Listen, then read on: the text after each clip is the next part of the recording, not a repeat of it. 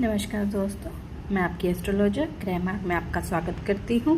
हमने हमारी पहली क्लास में बताया था कि हम 7 बेसिक स्टेप करेंगे, जिसमें से हमने पिछली 2 क्लास में 6 स्टेप कर लिए थे। भाव, राशि, राशि के स्वामी, ग्रह ऊंच नीच, डिग्री, मित्रचर।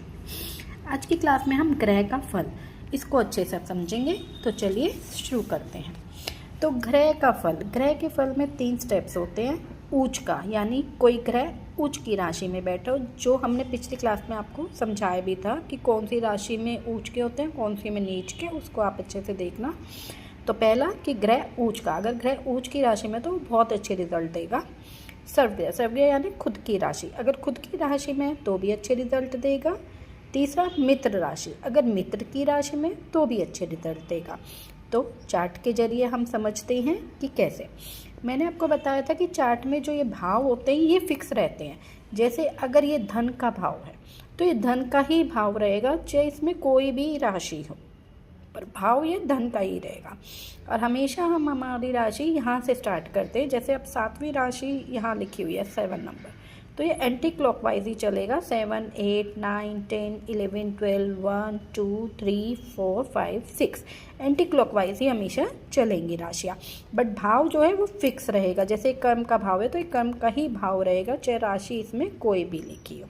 तो चलिए, जैसे अब हमारा लगन भाव में 7 नंबर लिखा है। 7 नंबर यानी तुला राशि। तुला राशि होती है शुक्र की राशि। तो इस कुंडली के जो स्वामी हुए वो वे शुक्र, यानी शुक्र उन्हें इसमें बहुत अच्छा रिजल्ट देंगे। ठीक है, तो अब हम चलो एग्जाम्पल लेते हैं। जैसे 7वीं राशि में हमारे शनि बैठे हैं। शनि तुला राशि में उच्च के होते हैं, तो यहाँ ये बहुत अच्छे रिजल्ट देगा, जातक को बहुत अच्छा परिणाम देगा। और साथ साथ मैंने अपनी एक वीडियो में आपको दृष्टि का भी समझाया था, आज फिर बताती हूँ। शनि की 3री, 7वीं और 10वीं दृष्टि होती है। मंगल की 4थी, 7वीं और 8वीं दृष्टि होती है। गुरु, राहु और केतु इनकी 5वीं, 7वीं और 9वीं दृष्टि होती है। और बुध की 7वीं दृष्टि होती है। और सूर्य की, चंद्रमा की, इनकी भी बस 7वीं दृष्टि होती है। तो अब शनि यहाँ बैठे हैं, तो शनि अब इस भाव में तो अच्छा रिजल्ट देंगे ही देंगे। साथ साथ 1, 2, 3 तीसरे भाव में अच्छा रिजल्ट देंगे, यानी प्राकम भाव में भी आपको अच्छा रिजल्ट देंगे। फिर 7वें भाव में, यानी इस भाव में अच्छा रिजल्ट देंगे, यानी कि आपके विवाह भाव में आपका जो स्पाउस है उसमें भी अच्छा रिजल्ट देंगे।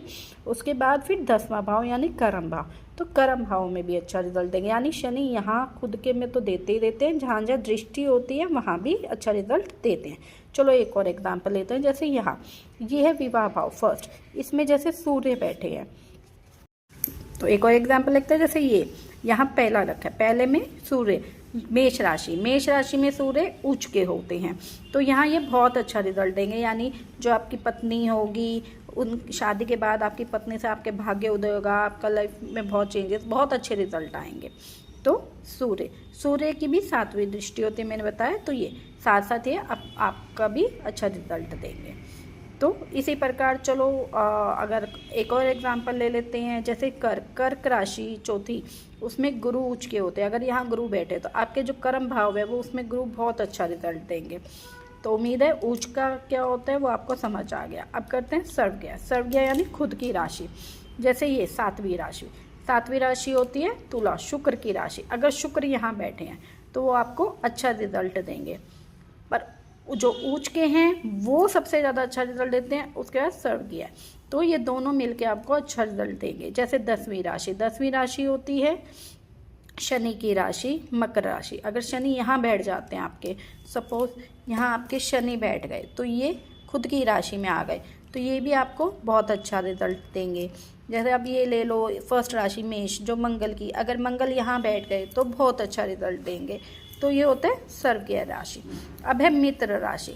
जैसे 7वीं राशि शुक्र की और यहाँ शनि बैठे हैं, तो मैंने बताया था शुक्र और शनि मित्र होते हैं, तो ये दोनों मिलके आपको अच्छा रिजल्ट देंगे।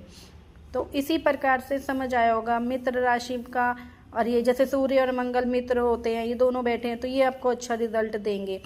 तो इस प्रकार तीनों उच्च का, सर्वज्ञ और मित्र राशि, ये मिलके आपको तीनों अच्छे रिजल्ट देते हैं।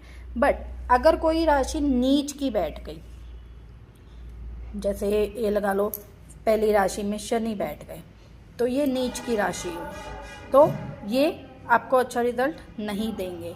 या यहाँ पे आपके सूर्य बैठ गए तो ये आपको अच्छा रिजल्ट नहीं देंगे। तो कोई ग्रह अगर अपनी नीच की राशि में बैठा है या शत्रु राशि में बैठा है तो वो आपको अच्छा रिजल्ट नहीं देंगे। जैसे ये शनि की राशि और यहाँ मंगल बैठ गए तो ये मित्र शत्रु राशि में, तो ये आपको अच्छा रिजल्ट नहीं देंगे। तो उम्मीद है आपको ये टॉपिक अच्छे से समझ आया होगा। अब कल से हम कुंडली की डेप्थ में जाएंगे, विश्लेषण करेंगे, तो आपको और अच्छे से समझ आएगा ये कैसे आपको देखना है और कैसे आपको रिजल्ट देगा। उम्मीद है आपको मेरी वीडियो अच्छी लगी होगी। लाइक कीजिएगा, कमेंट कीजिए, शेयर सब्सक्राइब कीजिएगा। धन्यवाद। मिलते हैं अगली क्लास में।